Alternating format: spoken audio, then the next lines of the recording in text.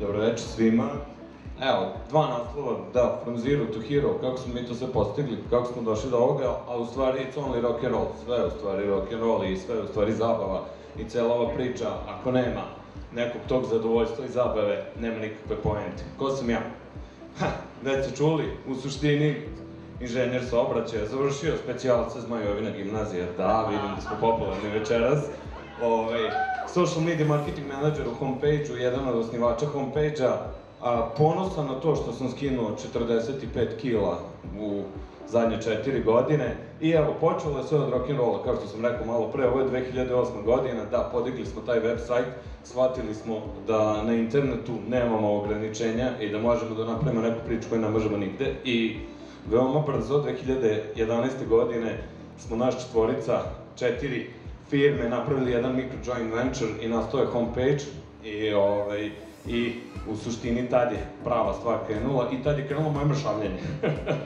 Ovo je današnja priča homepage-a plus minus, ljudi uvek dolaze, odlaze, stvari se dešavaju veoma dinamično u našoj struci, u suštini ovo je naš tim, bavimo se generalno digitalom, svim stvarima vezani za internet od početka do kraja, da sad ne pričam, ali paralelno sa time desilo se i jedan velik uspeh u mom životu. Nikad u životu nisam potrčao za autobusom, a došao sam do toga da sam po 5-6 maratona godišnje trčao i oko 500 do 600 km mesečno istrčim. Svako jutro polumaraton i veoma sam ponosan što smo uspeo i da izgradim porodicu na konto svega toga i da ostavim cigarete. To je isto jako bitna stvar koju nisam ubacio u prezor, bilo bi 21 slajd, ali kad shvatiš da možeš, onda sve to vuče jednu lančanu reakciju. Ja kažem, fizički aktivan preduzetnik sa formom profesionalca, da, priča je krenula i priča se samo odvija. Novi izazovi su pred nama, rešavamo ih, guramo dalje, to je sinusoida gore, dole, napred, nazad, naravno, motivacija nam ne škodi. Sad, organizacija vremena, to je jako bitna stvar. Treba ustati u pola 6 ujutru, u 6:15 krenuti da trčim, da bi do pola 9 završio trening i onda išao na posao i sedao još 10 sati ispred računara. Da, malo je nezgodno i onda još posle posla se baviti porodicom. Da, morate da definišete cilj. Najbitnije je da vi znate šta vi hoćete, šta je vaš cilj.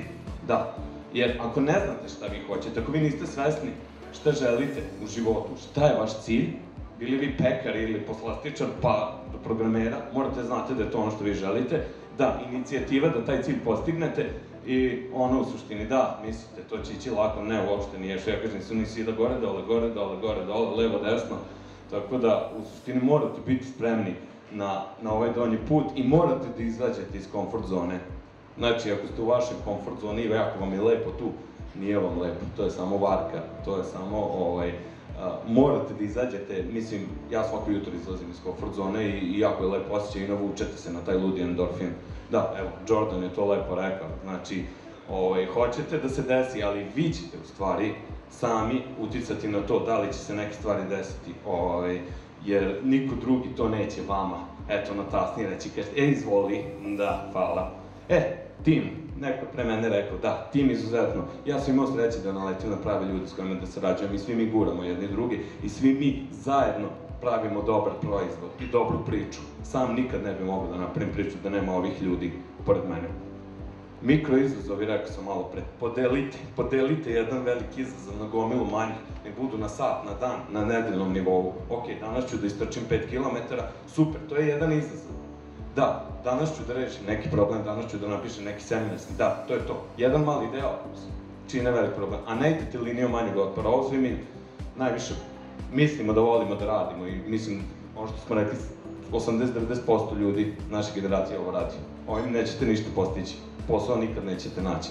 Da, i onda ćete kukati da ne možete da uspete u Srbiji, a uspeh u Srbiji je apsolutno moguć, morate malo biti ludi entuzijasta i gurati, onako, malo biti ekstrem, ali da, uspeh je u Srbiji uvek moguć ukoliko se vi sami potrudite da ga postignete. Mi nismo mamini, tatini sinovi, evo, malo sam uporedio mene, u suštini, pre i kasnije, i to je ta lančana reakcija koja je cela priča izazvala niz još dodatnih stvari i napravila niz boljih priča. I kažem, svaki rad, svaki izlazak iz iste te zone komfora se na kraju uvek i mora se isplatiti.